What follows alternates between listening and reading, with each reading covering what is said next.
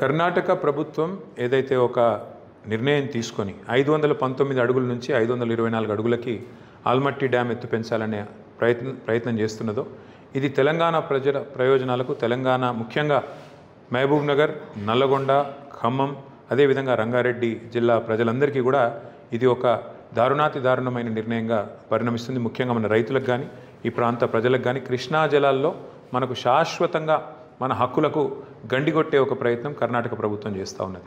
ఇక్కడ వాస్తవం ఏంటి అంటే 70,000 కోట్ల రూపాయలు కేవలం ఒక భూసేకరణ కోసమే కర్ణాటక ప్రభుత్వం మరి ఆల్మట్టి డ్యామ్ ఎత్తు పెంచడానికి నిర్ణయం తీసుకొని 70,000 కోట్ల రూపాయలు ఏదైతే కేటాయించిందో దీనివల్ల శాశ్వతంగా తెలంగాణలో ఒక చుక్క కృష్ణా నీళ్ళు కూడా మనకు అందకుండా పోతుంది.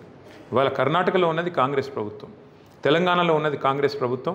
కానీ ఇప్పటి వరకు మన తెలంగాణ ప్రభుత్వానికి కనీసం సోయి కూడా లేదు, ఆలోచన కూడా లేదు. దున్నపోతు మీద వానపడ్డట్టు రేవంత్ రెడ్డి గారు ఇవాళ ఎక్కడో ఢిల్లీలో జల్సాలు చేస్తూ ఇక్కడ కనీసం తెలంగాణ ప్రాంత రైతాంగానికి సంబంధించిన ఇంత ముఖ్యమైన సమస్య విషయంలో స్పందించడం లేదు. పాలమూరు బిడ్డగా చెప్పుకునే రేవంత్ రెడ్డి గారు మరి కేసీఆర్ గారి గవర్నమెంట్లో కట్టిన పాలమూరు రంగారెడ్డి ఎత్తిపోతల పథకం దాదాపు 90% పూర్తయింది. ఇవాళ అక్కడ నీళ్లు లేకపోతే, పైనుంచి నీళ్లు రాకపోతే మనకి ఎక్కడి నుంచి ఆ పాలమూరు రంగారెడ్డి ఎత్తిపోతల పథకం ఫలవంతమవుతుంది? మీరు గొప్పగా పెట్టుకున్న నారాయణపేట కొడంగల్ ఎత్తిపోతల పథకంలో కూడా జూరాలకే నీరు రాకపోతే మీకు ఎక్కడి నుంచి నీళ్ళు వస్తాయి? కాబట్టి ఇకనైనా కళ్ళు తెరవండి, మొద్దు నిద్ర వీడండి, వెంటనే స్పందించండి, కోర్టుకు పోండి. లేదంటే బీఆర్ఎస్ పార్టీ తప్పకుండా ఈ ప్రాంత ప్రజలు మహబూబ్నగర్ కావచ్చు, నల్లగొండ కావచ్చు, ఖమ్మం కావచ్చు, రంగారెడ్డి కావచ్చు, వారందరి తరపున పోరాటానికి నడుం బిగిస్తుంది.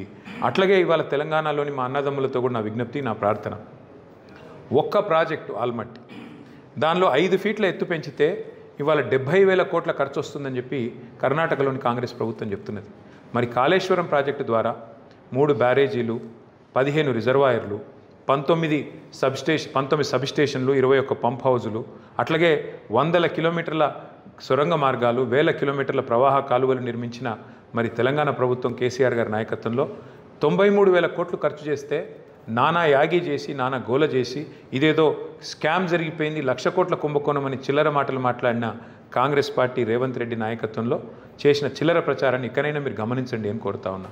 ఒక బృహత్తరమైన పని చేయాలంటే వాళ్ళ కర్ణాటక ప్రభుత్వం 70,000 కోట్లు కేవలం భూసేకరణకి ఖర్చు పెడతా ఉన్నది. దీన్ని బట్టే మీరు అర్థం చేసుకోవాలి. ఇన్ని రోజులు కాంగ్రెస్ చేసిన చిల్లర ప్రచారం అంతా కూడా డొల్ల ప్రచారం, దొంగ ప్రచారం, దొంగ మాటలు తప్ప ఇంకోటి కానే కాదు. కానీ ఖచ్చితంగా కాంగ్రెస్ పార్టీ ఈ విషయంలో స్పందించాలి, రాహుల్ గాంధీ స్పందించాలి, రేవంత్ రెడ్డి స్పందించాలి. వెంటనే మేల్కొని ఇక్కడ మరి వారు స్పందించి కర్ణాటకను ఆపకపోతే న్యాయ పోరాటము తప్పదు, ప్రజా పోరాటము తప్పదు. దానికి బీఆర్ఎస్ పార్టీ నాయకత్వం వహిస్తుందని చెప్పి మళ్ళొకసారి నేను విజ్ఞప్తి చేస్తాను.